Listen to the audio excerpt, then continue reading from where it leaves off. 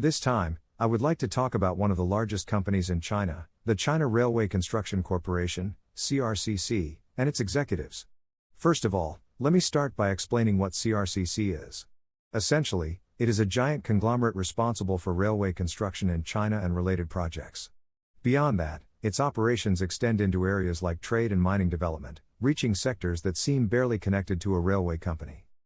This company is a massive entity that cannot be easily compared to corporate groups in countries like Japan or the United States. CRCC is uniquely Chinese.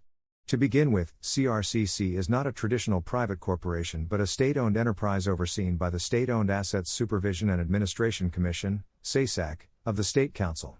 Essentially, while it appears to be a corporate entity, it functions more like a bureaucratic institution, making it comparable to a government ministry in Japan rather than a private sector company. Although the organization engages in profit-seeking activities, it can operate at a loss indefinitely without the risk of bankruptcy, as it is fundamentally part of the government. If CRCC were to fail, it would imply a collapse of the Chinese government itself. Historically, CRCC evolved from the Railway Corps of the People's Liberation Army, making it originally an integral part of the Communist Party. Naturally, CRCC's core operations include railway design, construction, management, and operation. However, its reach extends to foreign projects, trade, and mining development, making it a vast conglomerate with numerous subsidiaries and sub-subsidiaries. In fact, the number of companies within the group is so extensive that it is difficult to determine the exact scale of its structure. A noteworthy side issue is the frequent scams in China that exploit this complexity.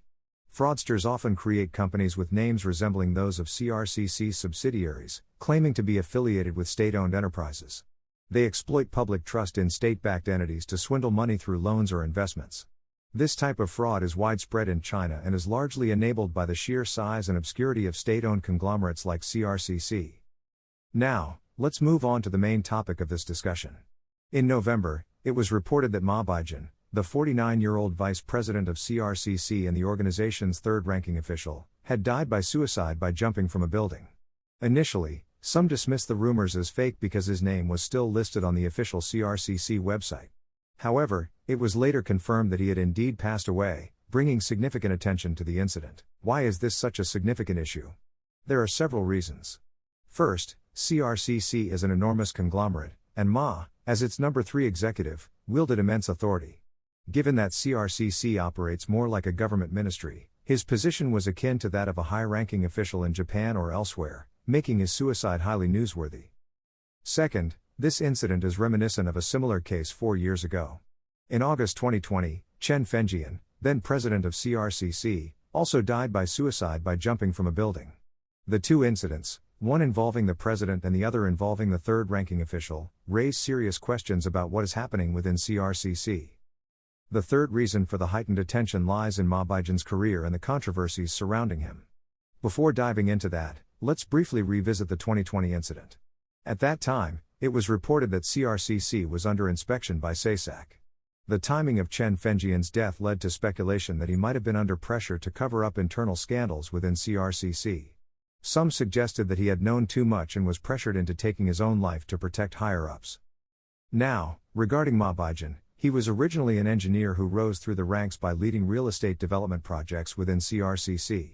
Starting as a deputy general manager in a real estate subsidiary in Guizhou province, he expanded his career by overseeing real estate operations in various regions during China's property boom.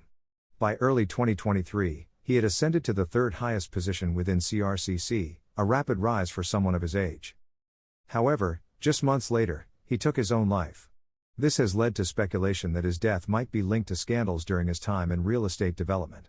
In China, real estate development often involves collusion and corruption between developers and local government officials, as land leasing from local governments is a crucial step in such projects. This business is notorious for its deep-seated corruption, including bribery and kickbacks. Ma's involvement in these areas likely exposed him to sensitive information, making him a potential liability. Furthermore, as a person in charge of procurement for construction projects, Ma would have had significant authority to decide which companies would receive contracts, which materials to purchase, and so on. Such positions of power often attract external pressures, including bribery attempts from suppliers and contractors. Many believe that Ma's death, like Chen Fengjian's, may have been the result of intense pressure from individuals or factions within or above CRCC who wanted to ensure certain information remained hidden. It's suspected that Ma may have been persuaded to take his own life, possibly under promises that his family would be taken care of afterward. In conclusion, while CRCC appears to be a corporate entity, its senior executives often function as pawns in larger political power struggles. Even those who achieve high-ranking positions cannot feel secure, as they may be used as scapegoats for scandals when necessary. The recent financial difficulties faced by local governments in China exacerbate these issues, as uncovering large-scale corruption has become a way for officials to claim political achievements.